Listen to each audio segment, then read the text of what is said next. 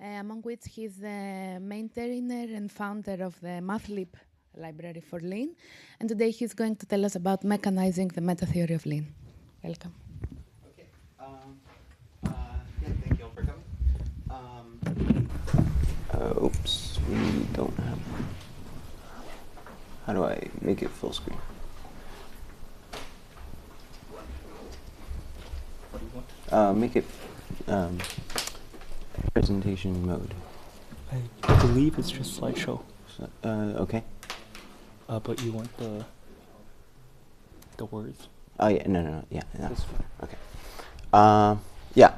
So, I guess you probably mostly know what Lean is, but just to sort of give you the relevant details, Lean is an interactive theorem prover, and it's based on dependent type theory, and specifically a extension of Martin-Liff type theory called CIC, or the calculus of inductive constructions. So the basis of this project is this master's thesis that I did in 2019, where I sort of worked out the properties of the type theory of Lean from a master's thesis. And it's been 5 years since then, and we have a new version now. It made some kernel changes. Lean has had a couple short-lived soundness bugs. And so it's had me thinking a bit about this problem again, and I've been basically working on a project to formalize a kernel. And so the basic one-sentence summary of this is, it's Metarock, but Lean. Okay. So Lean is written in Lean about 80%. That includes the parser, the entire parser, the elaborator, the whole tactic language, the metaprogramming framework, and the LSP server. The exceptions are, well, the runtime. That's the there's some C code that implements some of the primitives that are the result of the compilation, and so those have to be implemented not in Lean. The interpreter is written in C++, and actually I can cross out the half of the back end of the old compiler. We now have a new compiler, so actually we don't have that anymore. That's basically legacy code. And the kernel. So of these, one of them is both mathematically interesting and soundness critical. So maybe we should think about writing that in Lean. So the basic project goals here are to make a Lean kernel that is complete for everything that the original can handle and competitive with the original, so that it can be seriously considered as a replacement for the original. The second major goal is to write down the type theory of Lean, but formally this time in Lean itself, and to prove structural properties of the type system. And then the third main project is to prove the correctness of this kernel implementation in Lean with respect to the specification. And the basic progress here is that the first part is done, and the last two are in progress. So I'll tell you a little bit about what's going on. So the Lean4Lean kernel is basically a carbon copy of the C++ code translated into Lean syntax and style.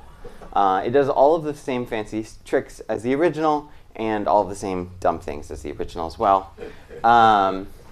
So yes, it uses union find data structures for caching. It does some pointer equality testing. It does bidirectional type checking. It has the same exact heuristics. You can actually print out which things are being unfolded at what thing, and you get sort of differential testing that way. So they're doing really the same thing. It has editor structures, nested inductive types. It also has this naive substitution of substitution and reduction. It caches everything, so it's not as terrible as you might think it is, but that's the way it is. And it uses Lean's own expert type. So since this is written in Lean, Lean programs have access to the type expr, and actually the Lean kernel, which is written in C++, actually uses FFI to Lean in order to get access to the same expr type that is used by Lean code. So I am actually using the same implementation of expr that the real kernel is doing. And a couple algorithms were also reused when they were already available in Lean, but most of the thing was written in by myself. So here's just some basic numbers on how well this kernel performs. So I think most of the gap here is the fact that Lean kernel is written in C++, and Lean4Lean is written in Lean, and so this is kind of a test of how well the Lean compiler can work to produce equivalent code. And so it's about 30% worse than the original, which I think is pretty good. Lean itself took hits of a similar order of magnitude when it moved from C++ to Lean between Lean 3 and Lean 4, because in Lean 3 most of the kernel was written in, or most of the system was written in C++, but they wanted to move it to Lean in order to make it easier to do some of the metaprogramming stuff. They spent all this time writing a programming language. They wanted to use the features. Of course, you know how this goes. And so it's since actually clawed back all of that performance and then some by implementing basically better algorithms that they didn't want to try to do in C++. And so I sort of have hopes that the same thing can happen here. In particular, a lot of Lean kernel tricks are something that people are kind of afraid to do because, soundness bugs and everything. So maybe having a formalized setting in which to do all of this makes it easier to sort of iterate more rapidly and make some adjustments. So let me give you a basic overview of the axioms of Lean, and I'll sort of build it up from the bottom. So we'll start with the untyped lambda calculus just to get you situated. So we have variables, applications, and lambdas. We have beta reduction on the left and right, and we have a beta rule. So this was developed by Alonzo Church as a simple model for computations. It's equivalent to Turing machines, where you're going to have a primitive notion of bound variables and substitution. And in this case, we have a non-deterministic reduction operation, which sort of simulates execution. In particular, even though this does not have strong normalization, not every term reduces to a normal form, we do have confluent reduction. So if you have one expression and then it reduces in two ways, remember this is non-deterministic, then those two expressions can be brought back together to a common reduct. So we can extend this with types. We'll add, just a basic, we have a function type and just some base type to get things going, and then we'll add the types on the lambdas. And now this is a strongly normalizing calculus, and we have some typing rules here.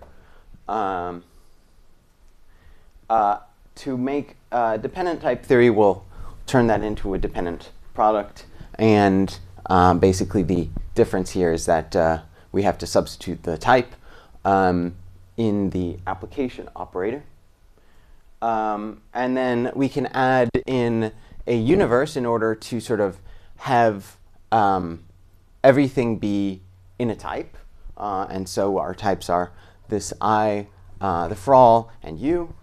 And so we can actually combine the expressions and the types. And so this is where it's not looking like Haskell anymore. We have just a single type, and this allows us to actually do interesting things in our types, like have variables, so that we can actually make use of those dependencies. And since this I was not, the I was just there to base the recursion, so we don't really need it anymore. But okay, so I'm sure some of you noticed, Gerard noticed that there's a problem with this, this typing rule. And so the fix for this is to add a hierarchy of universes. So you can have, like, the nth universe has a type which is the n plus 1th universe. And then the for all type will say that it has the maximum of the two sides. So if you have um and un, then the for all has the type which is the max. And then another problem with this is that, well, propositions here will act like types whose terms are the proofs. And we'll say that the lowest universe is U0. We'll call those the propositions. But we do want the ability to quantify over things in larger universe in order to construct propositions. And if we use that rule I just showed you with the max, then you end up with this situation where if you have natural numbers, they live in U1, and then you have propositions, this lives in U0. If you take the for all over it, it lives in U1. If we want this to be a proposition, we're going to have to fix this so that this becomes 0. And the way we do that is we introduce a function of imax. This is just going to be 0 if the second argument is 0, and otherwise it's the max. And the I stands for impredicative max. So now we've made that change. So this is what our type theory looks like. And then you need to add in a way of using the reduction on the types. We have two types here, the identity applied to tau and tau. They're not the same type, even though one reduces to the other. If we want that to work, we're going to need a convertibility judgment. And this will need, reflexivity, symmetry, transitivity, congruence rules, and then a beta and an eta rule. We're going to want to add some general framework for adding inductive types. And so here the idea is we have a specification for inductive types. We have like a list of constructors. That's effectively what this is. And then we're going to have our type, we're going to have our constructors, and we're going to have a recursor. And this is just a demonstration of how you can get a whole bunch of useful inductive types. Like most of the propositional connectives are built up as inductive types. And you can build NAT, for instance. With each inductive type, you get a constructor for each case, and you get a recursor. And this allows you to prove theorems by induction and construct functions by recursion. And so this recursor is going to come with two you're going to have one computation rule for each constructor that says the recursor applied to one of the constructors evaluates to one of the cases. And then if it has a recursive occurrence of the type, then it's going to apply this function to those arguments, including itself. OK. There is a restriction. So for an inductive declaration to be admissible, it must be strictly positive. And that basically means that you can't have t on the left of an arrow. If you could, then you would be able to construct something like this. This is a type which is identified with its own power set, and that can't happen in standard set theory. So we're not going to allow that.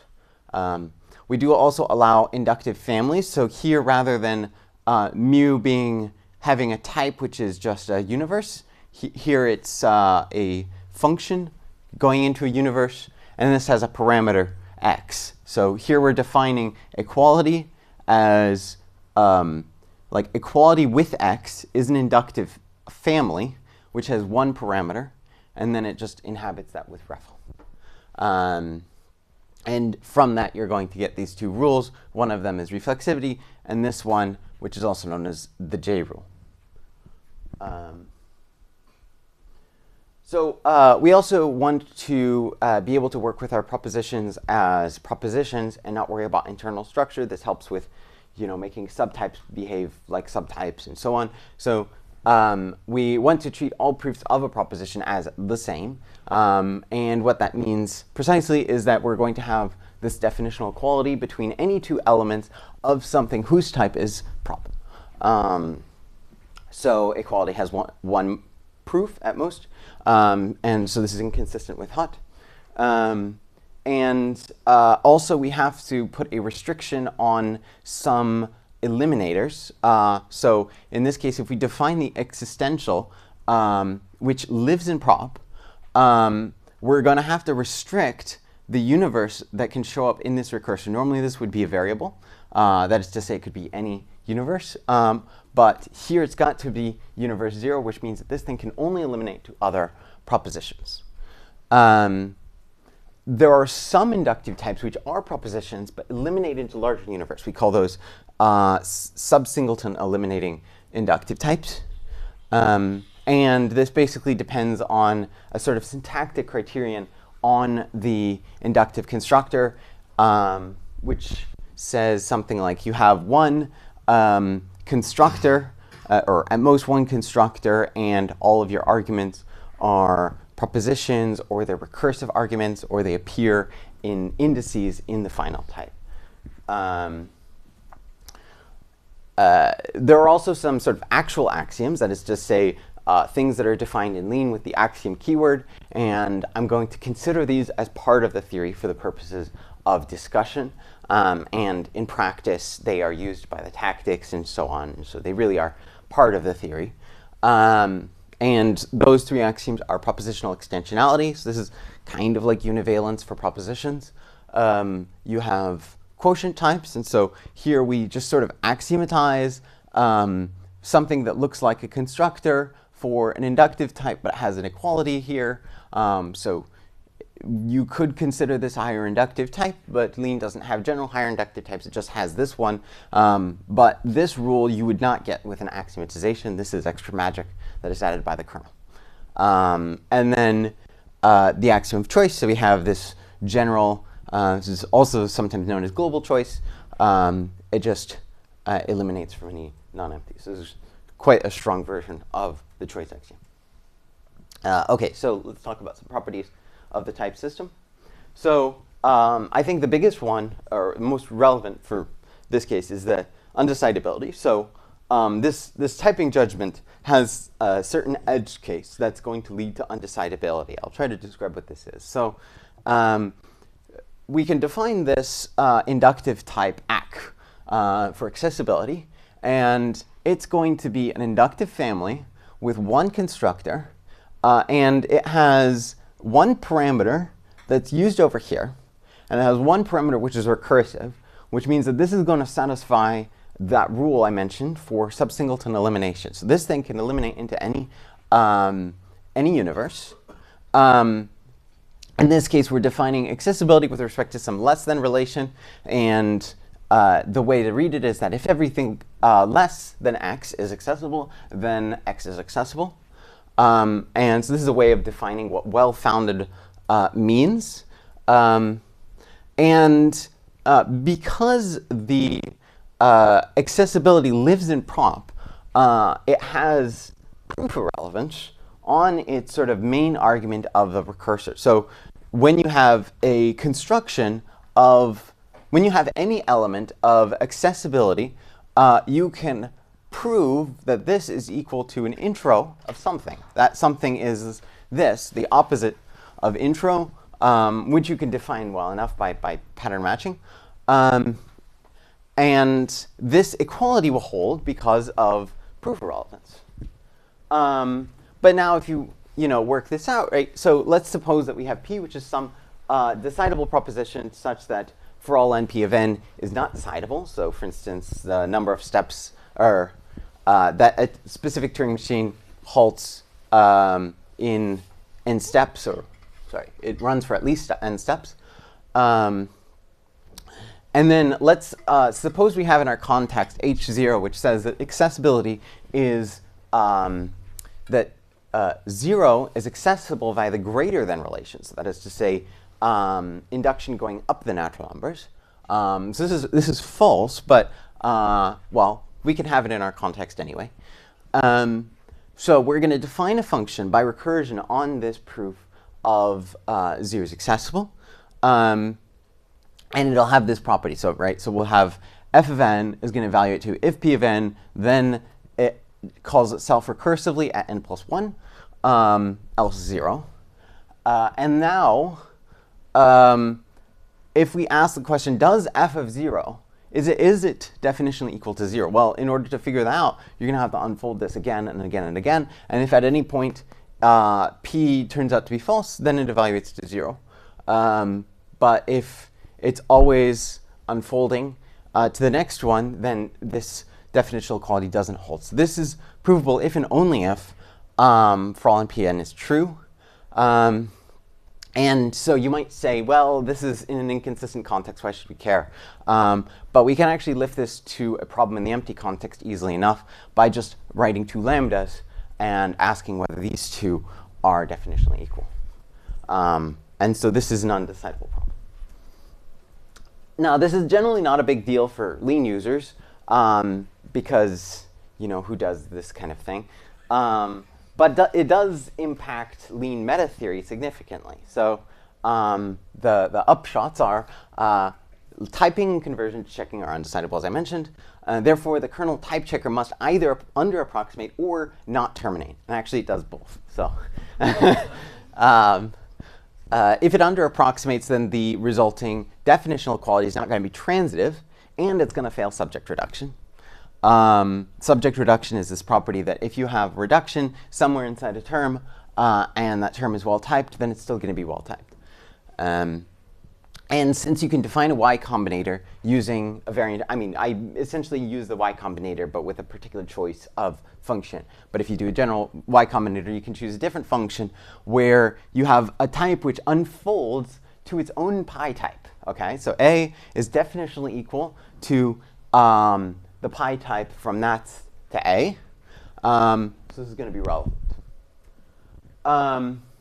So let me just sort of fill out the rest of the properties. So there's basically an obvious model of dependent type theory in ZFC where you treat types as sets and the elements as the elements of those sets. And the interpretation function is going to translate E in some context. So you have basically a function from the interpretation of the context to sets. We're going to interpret the propositions as a two-element set. And for the higher universe, we will interpret all of the functions as actual ZFC functions. Well, we'll need to have these be large. They'll need to be Grothendieck universes because they're closed under a lot of operations that Lean gives you access to. But if we have the nth inaccessible cardinal here, then we can state a soundness theorem along these lines. So if you have a proposition, then it has this, then it's the subset of the propositions. And I guess these two are the main clauses. So if you have a typing rule, then the element is an element of the type. And then if you have a definitional quality, then that turns into an equality in the model. And from this, you can conclude that Lean is consistent. So there's no derivation of false because the interpretation of false as a set is the empty set. And so therefore, if you had a proof, then applying this rule, you would have an element of the empty set, and that's impossible. So this is how you prove that Lean is consistent relative to ZFC with omega inaccessible cardinals. And more precisely, Lean is equiconsistent with this rule here. So we have ZFC, and then we have for each n an axiom saying there are at least n inaccessibles. And that's because Lean can actually model ZFC with n inaccessibles. You can construct ZFC, put n inaccessibles in it, and so you know that it goes both ways. So let me tell you a little bit about this unique typing theorem. This is the biggest theorem in my original paper, my master's thesis. The original proof had a gap, but I'll tell you sort of the idea of the proof and where we're going with that. So the statement itself is unique typings. That is to say, if you have a term and it has two types, then those types must be definitionally equal. So this is not true in Rock, by the way, because Rock has universe cumulativity.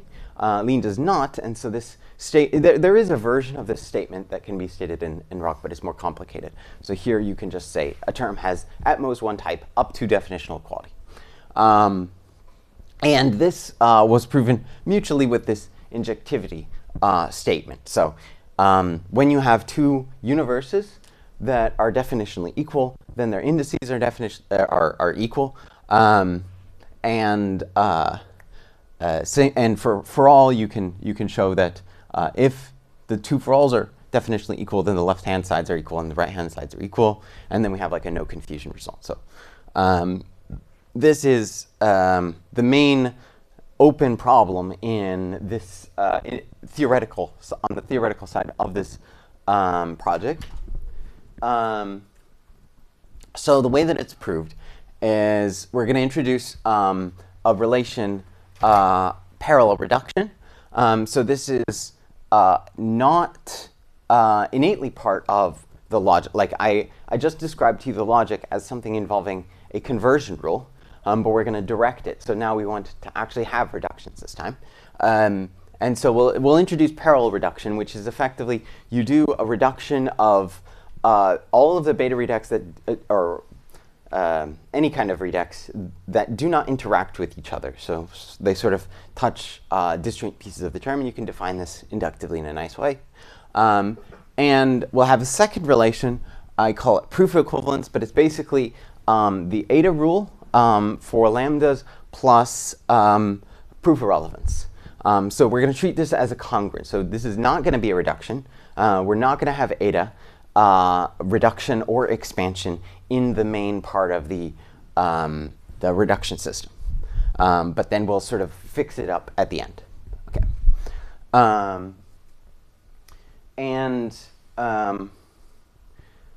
So in order to handle the case that I mentioned, that you know we have things that reduce forever, what we're actually going to do is sort of make it even more non-terminating. We're going to force it to evaluate these recursors even when they're applied to a variable. So it's just going to apply that thing where it turns it into an intro and then apply the beta rule for the inductive. And so it would reduce like this. So now it's not even weakly normalizing, right? It's just always unfolding and so on. But this is enough to get back our confluence property. So that's the really important part. So it's looking now a lot more like that untyped lambda calculus example at the beginning. And so we're going to introduce this parallel reduction. There's also a slight variation called complete reduction, where we basically apply every reduction rule that we could apply. This one allows you to, at any point, just sort of stop and use reflexivity at any subterm. But this one sort of forces you to keep going until you can't go anymore.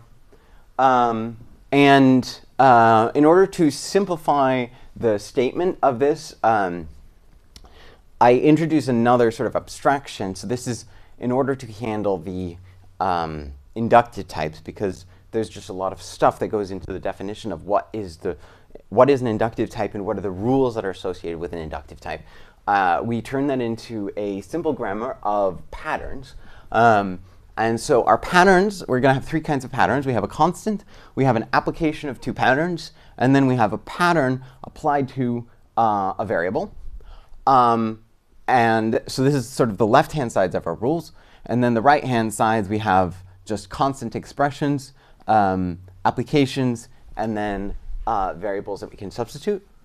And then we're also going to need a 1/3 piece, which is essentially a list of definitional qualities we're going to need to check at pattern application time.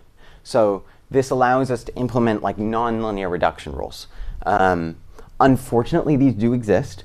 So there is the rule axiom K, which says that when you have a equality recursor, when the equality is like A equals A, then that's going to reduce because then we can return this the thing we're recursing on, which is a proof of A equals A. We can turn it into a REFL using proof irrelevance and then reduce. So we have to make sure that that gets accounted for.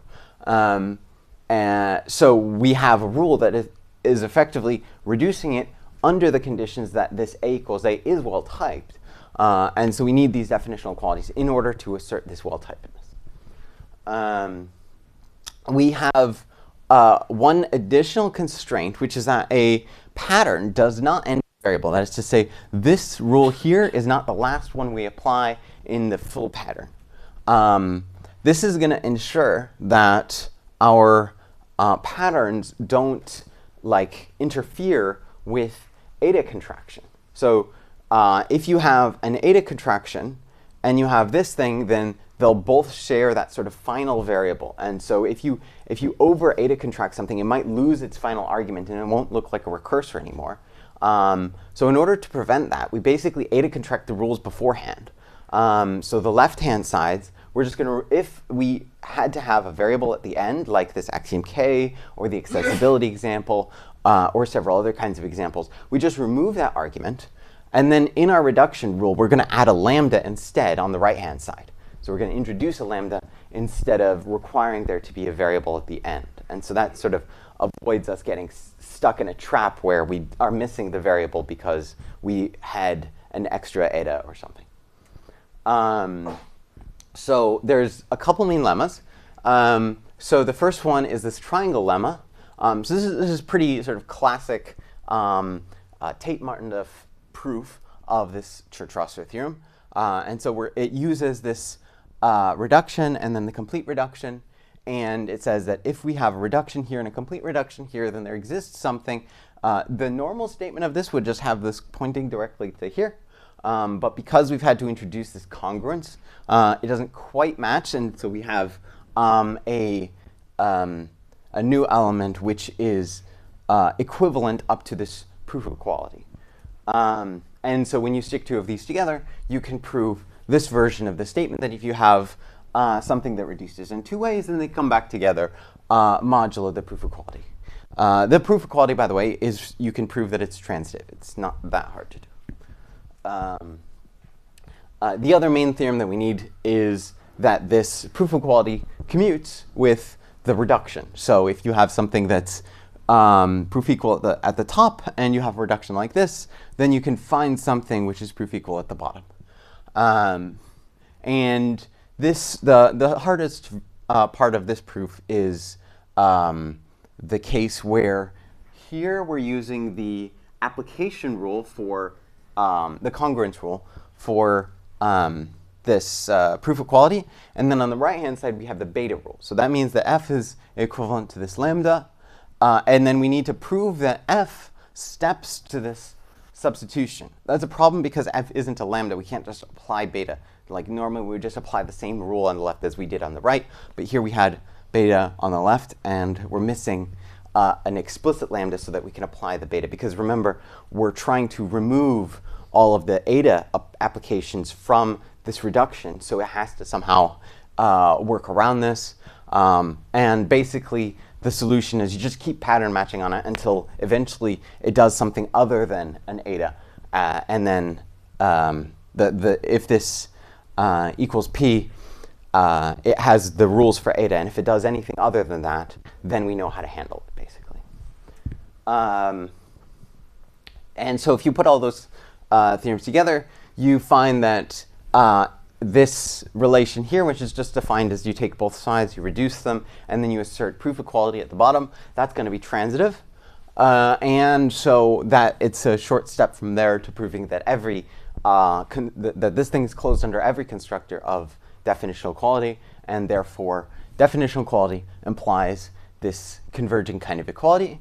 And this can be used to establish injectivity of type constructors because the for all has no interesting rule that reduces it. And so you end up with this side also being a for all. And now if you have two sides which are for all, and you have this equals p relation, then it's easy because there are no rules that say that you can do anything interesting with the for all other than the congruence rule. And so that allows you to know that the left-hand sides are equal and the right-hand sides are equal. So that's good.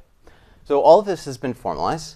However, and this is a very important caveat, this assumes effectively unique typing and injectivity of type constructors at the type level. So in order for this whole reduction system to have basically these nice properties, we do need to know that these properties already exist at various critical points in the typing. And so this is effectively a circular proof. This establishes sort of that there are no local obstructions, but there's still a question of how does one tie the knot, right?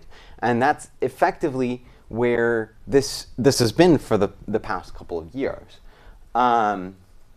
So I've recently been looking at this and trying to figure out various ways of getting around this. So, you know, if you look in the literature, you'll find this April 2018 paper is very well cited for essentially doing this. So this constructs a so-called logical relation by recursion on normalized types.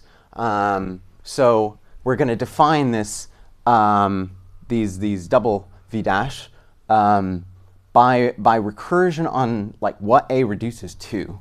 And so all of these are going to be defined together. And then we're going to want to show that each of these typing rules implies these. And so, for instance, if you define this, in the for all case, this judgment says that x steps to a for all, and then the logical relation holds at the arguments.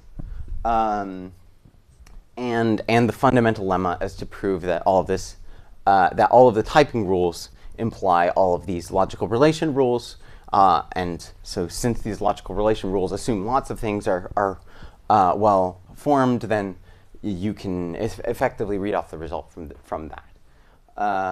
However, as I mentioned, we have this type here that's equal to its own pi type. Now, this is a big problem here because it can't be a normal form here, right? This was defined by recursion on types. This is like an infinite type. So we're going to get stuck if we try that. So the logical relation is false. It is well typed. And so the fundamental lemma isn't true, right? So that's the basic argument for why it seems like this approach won't work directly. There's another paper by Coquin and Hubert in 2018, which has an alternative approach that does work in the presence of non-termination. And so this uses domain theory. So this is a way of constructing models for like the untyped lambda calculus, solving these kinds of equations. You can't really solve this in set like the simpler version is if we just focus on this part. So like you can't really solve this in set theory, but if you say that these are like continuous or monotone functions that preserve suprema of omega things, then you can construct something that is closed under this. And so just to give it a more concrete definition, the finite elements of this domain are they look like terms basically, but at every subterm you could possibly have a bottom, okay? So you could have like, you could have for all, bottom, bottom, something like this, right? And then every element of the model is going to be a limit of these finite elements, so like a supremum. And so that means, for instance, that we can interpret this type. We can say that it's like the supremum of bottom, n implies bottom, n implies n implies bottom, and so on. This builds up like a tree that sort of describes all of the ways in which it can normalize. And it's okay that it's infinite, so we're like allowing it to sort of be co-inductive here. And now we can do recursion on the finite elements, and then use continuity to extend it to all of the elements. And that allows us to define our logical relation. This approach, I haven't finished it, but I'm working on it, and I haven't proved that it's not going to work yet. So let's talk about something else. So I mentioned that there are several parts to this project. The other part is verifying that the kernel is correct. So Lean doesn't just implement the type theory as is. It has a bunch of optimizations over the obvious definition in almost every function. And so the verification is not exactly straightforward. So one basic difference is that the theory uses a type V expr that I introduced that simplifies a lot of the complexity of the expr type. So expr uses locally nameless, V expr uses pure de Bruijn, expr also includes some literals. It has metavariables, but we don't need metavariables in the kernel. We just crash if we see them anyway, so or we reject the input. And it also has these free variables, which we have to translate. And it has primitive projections, and we also want to translate those into recursors. And expr also has some caching for various properties of the term. So like you can, in O1, ask, does this expression have a metavariable? This is going to be relevant. And also the natural number functions, some of them, are overridden with a native implementation that uses the GMP big num library. I'm not verifying GMP in this work. That's not because I don't want to. It's because I can't really, based on the way that this is modeled. Effectively, when you look at the way that the Lean kernel, or sorry, the Lean4Lean kernel implements this, it will look for an application of the function nat.add, and then if it sees it, then it applies nat.add to literals. Okay, so like it attempts to reduce the arguments to literals, and then it actually adds the numbers. And so this is implementing nat.add in the theory by nat.add in the meta theory. And so, well, we can prove that it's correct with respect to that nat.add, but since I'm writing in Lean, the nat.add in the meta theory is the one that's implemented via GMP. So you end up with GMP on both sides, basically. And so here's a statement of the core typechecker functions. These have all been proved correct, and I'll give you a slightly nicer version of that. So here are the main clauses. So there's basically 4 main functions. Infer type and check type are the same function with a Boolean flag, but whatever. So definitional quality, the definitional quality function returns true only if the two sides are definitionally equal. Here the arrow says that so this arrow relates a expr to a v-expr, and it asserts that the v-expr is, well typed. So this is how we can say that the thing makes sense, basically. Oh, this is a typo. This should say S1 and S2. So the isdef is applying to the exprs, but we're stating properties about the v-exprs. Weak head normal form, we're going to only just require that that it's basically definitionally equal to its input. And this arrow is defined in such a way that it's closed under definitional equality on the right. So we can just use the same E as we had at the beginning. This says that the free variables in S prime are a subset of the free variables in S. This isn't necessarily true in general. You can have a term that has a type that maybe uses unnecessarily additional free variables that are not in the original term, like it applies the K combinator or something and then does something random. So we're proving that this function doesn't do that. It only uses the free variables that are originally there in the term. I'll explain why this is relevant later. Weak head normal form has the same, there's 2 functions, but they basically do the same thing as far as the spec is concerned. Infer type says that, well, it's going to return something which has a type, and that type is, in fact, the type of the expression you gave it. And this free variable condition also holds there. And there's 2 versions of this infer type function. In this one, you're told in advance that the thing is well typed. In this one, you don't know that the input is well typed, and you're supposed to produce the E, which has the type A.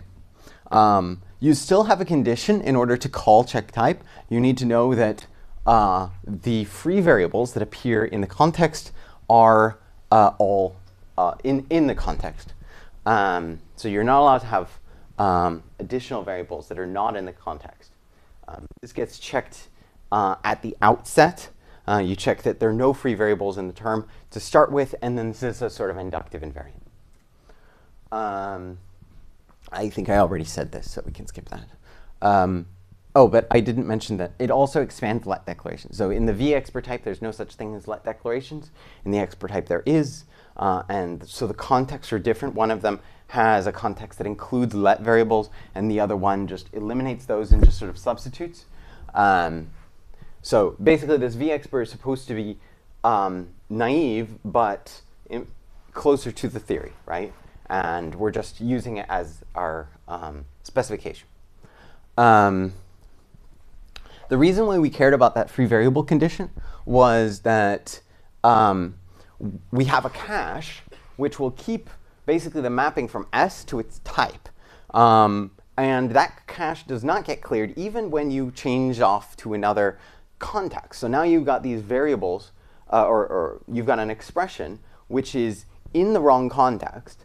But we know that when we remove things from the context, we can only possibly make this thing sort of not have a variable that's in the context.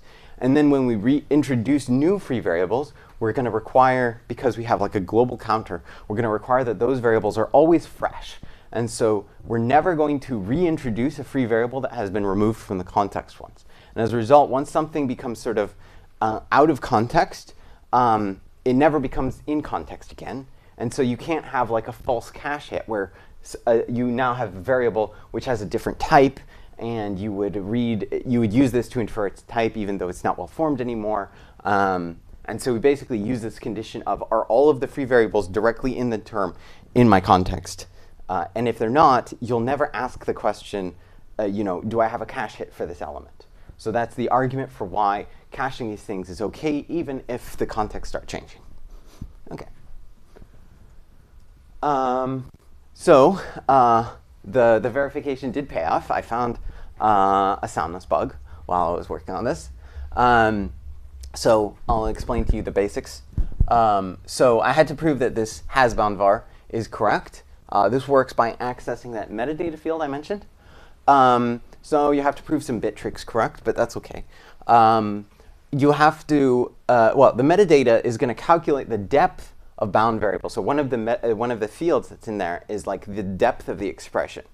And well, a priori that's unbounded. You could have just a very large expression which has a very large depth. This is a 64-bit field, so at some point something's going to go wrong, right? Well, it was checking for overflow. Unfortunately, the check made it worse, OK? So it uses the panic function in order to handle this. However, from Lean's perspective, the panic function is just something that does a side effect and then returns the default value of the type. And the default value of the type here is 0, which means all of the optimizations are enabled. So that's exactly what you don't want to do. I found that this counterexample existed, pushed it back to the entry point, and constructed a term that I could give to the original Lean checker and get it to prove false. So that's now fixed. And if you want to see more about this, there's a final bugs found.md, which tracks the kernel bugs caught so far. There are actually 3 things listed there. There's this one, and then there are 2 things that aren't like not soundness bugs exactly, but you have cases where, for instance, you can type check something and you get a term, and then that term doesn't type check, right? We agree that that's a violation of an invariant. It's difficult to figure out exactly what the invariants are when you ask the developers, of course. So it's nice if you can show something where they're like, OK, that's definitely a bug. And then there's also there's a file called divergences, which contains a sort of intentional divergences. So there are some things that are like these bugs that haven't been fixed yet. Some things that are just sort of weird behaviors that it's not clear whether the authors are going to address that. There are some necessary limitations. So native decide is it's like VM compute in Rock, and it switches to a different reduction mode, which isn't just regular reduction, but is instead like you compile the expression and then you run the compiled code. And so in order to have this, we would need to prove the compiler correct. And although that's hard, that's actually not the reason why this is difficult/impossible. The main reason is that it also includes additional, so like you can call external C functions from that. So unlike, I think, VM compute, which has just sort of a closed environment in which you can evaluate Rock expressions, here you can add in custom functions. You can use implemented by in order to say use this instead of that, and so that's essentially an axiom at this level. And then extern, which is just you have a function that's not implemented in Lean at all. So at the very least, this statement would have to have a bunch of caveats and do some kind of checking over the compilation process. The information needed in order to post hoc check whether these things have been used is not available either. So for instance, it can be used during like inlining, and there's no record in the output that says inlining was used with respect to this implemented by. And so it's difficult to know exactly what are the, like what's the TCB of this particular compiler output.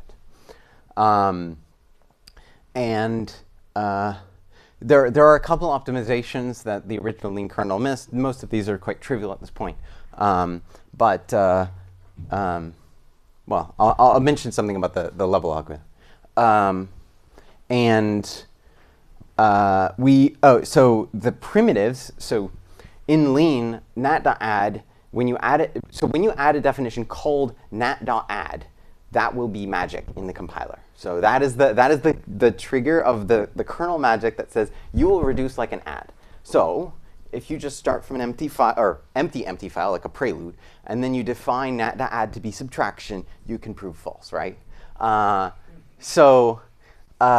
This is not checked by the current Lean kernel.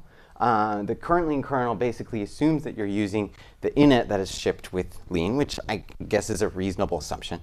In order to prove this theorem, I am not able to do the same thing. So I just check the primitives when they are added. So when you add a definition that's called nat.add, I check that it's an addition function.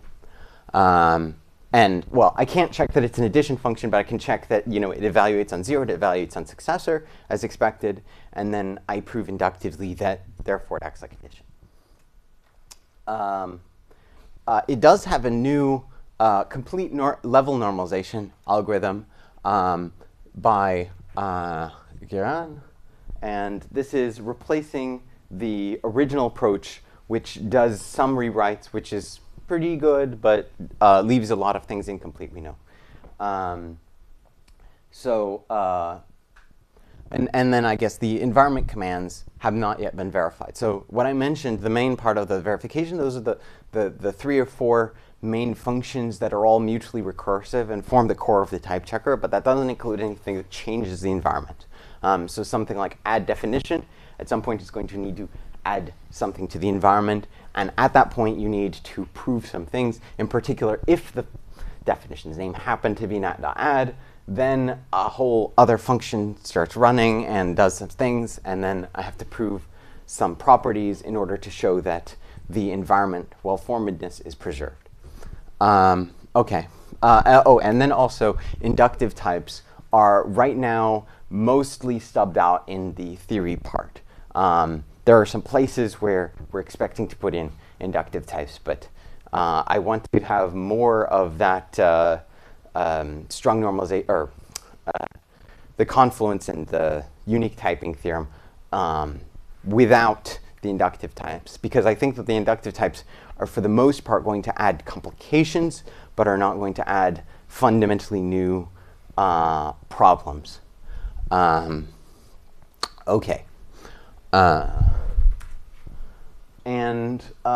the normalization algorithm is relatively naive, as I mentioned at the beginning. It does use this cache. Maybe normalization by evaluation will be faster. I don't know. It's worth implementing and finding out. And as I mentioned, we'd have to verify the compiler.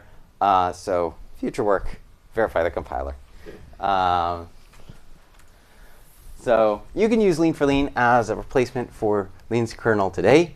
It is still under active development, and I encourage anyone interested in practical applications of type theory to get involved. I mean, as should be clear, it's not a sort of theoretically optimal system, but it is used extensively by real people. And especially given all of the AI usage, it might be useful to make sure that this thing doesn't have soundness bugs and exploits that will be exploited by the tools. As I mentioned, like the sort of unusual combination of features puts it theoretically in this sort of new world. And so it's interesting to ask, like, does this thing have these other nice properties? Like, does it have unique typing? Does it have injectivity of type constructors?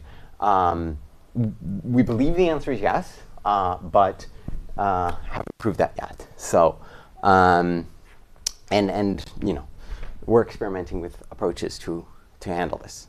And so the program verification is also making significant progress. Already found some bugs. If you're interested in any of these things, do check it out. Thank you.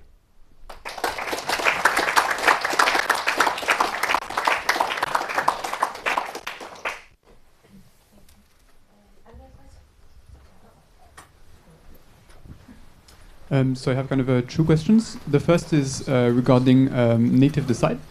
So you mentioned that you could kind of, so I'm not too sure how it works, but you mentioned this kind of implemented by mechanism where you can kind of extend it. So as a user, can I change how native decide works? Yes. But surely that would be unsound, right? Yes. You can Yes, no, it's like, it's literally like axiom. That's Every implemented by is effectively, just read it as another way to say axiom. okay, but is there a simple way to know like which kind of these axioms I've used in a proof? No. So there is one way, which is a very brute force thing, which is you can tell whether native decide has ever been used. And that is what is currently being used in Mathlib. So native decide is effectively banned. But it is very coarse, right? Like you can use native decide in a way which only uses the core stuff, doesn't use any of these implemented bys. There should be some way of finding out which definitions were used in like the compilation, what implemented bys were applied. Unfortunately, the tracking for that doesn't exist. So we basically can only say, yes, it uses native decide at some point, and so trust the compiler. And trust the users. And, yeah. Okay. And so my second question is more like on your formalization. So it's between the link between vexpr and expr. And you're using a relation for this, and you mentioned that it's closed on the right with respect to conversion. Mm-hmm. Is there a reason you do this, rather than just having a function from expr to vexpr? Yes, I would have really liked it to be a function. It's actually defined in two stages. There is a definition which gives you an expression, and then there's a second relation that just explicitly closes it under conversion. The second relation does happen to be useful in some of these specs. But the first relation is already not deterministic. And the reason is that in the case for primitive projections, you have to get rid of primitive projections, but the primitive projection does not have the types it needs, whereas the recursor that you're going to generate needs all of the indices and parameters and so on for the inductive type that it's going to use. The primitive projection only has like the name of the type. It's very basic. So because of that, you need to infer the type of the expression, and we don't know that that's unique on the nose. We do know, assuming the meta theory, that it's unique up to definitional quality. But as a result, we have this weird exception.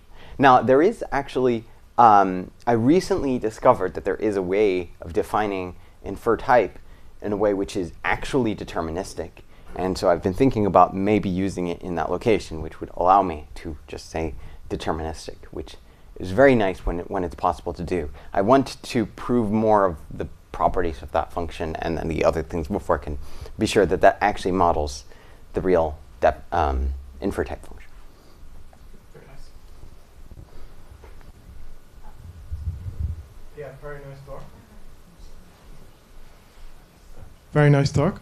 In the beginning, you mentioned the union fine, and I was curious, is that just over the meta variables or over all terms or over something else? All terms. So yeah, this is a expr map. So it just has a hash map. One of the parts of the metadata field, the 64-bit, the 32 bits of it are a hash.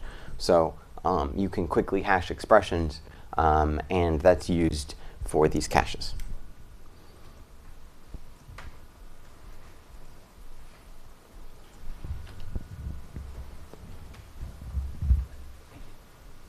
Thanks for the nice talk.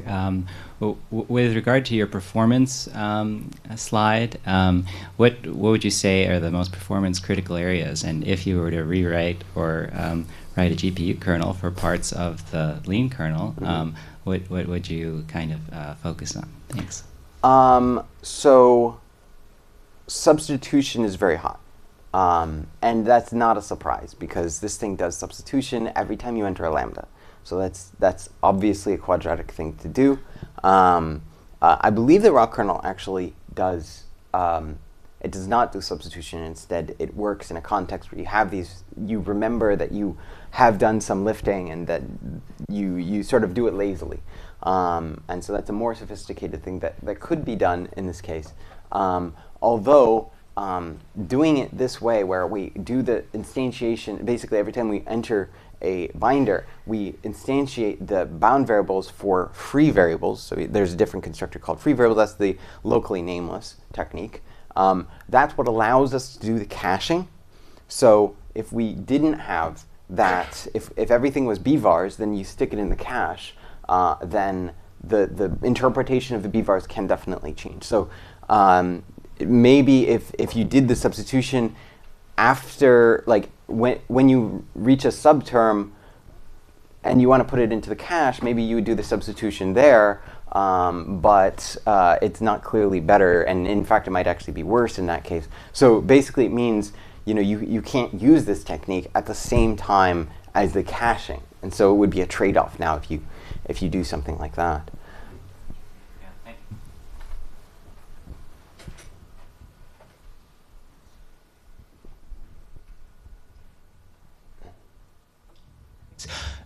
I was very excited when I saw one of your theorems that you had, that if you have two universes, they have the same level, because I tried to prove something like this for a much simpler dependent type system years ago and failed because of transitivity, because I couldn't rule out that there isn't some random type in the middle that isn't even a universe. Is there some trick to get around this problem?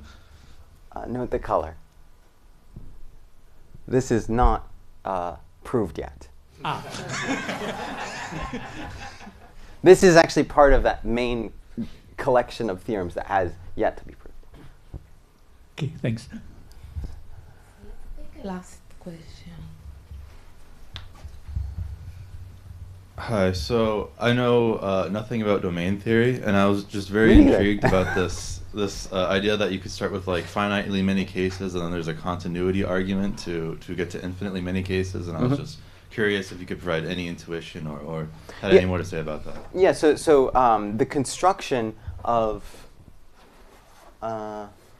so the way that the construction works is effectively you start with D being just bottom, and then you like apply this functor, and then you apply it again, and then you apply it again, and it recurs omega many times, and then you take like a inverse limit. So you just have functions which give you all of those, and then you require that they are preserved under the projection. So that construction is going to ensure that every element is a sequence. It's literally a sequence of elements of these approximations of it, and as a result, you have that property that every element is a limit of finite elements.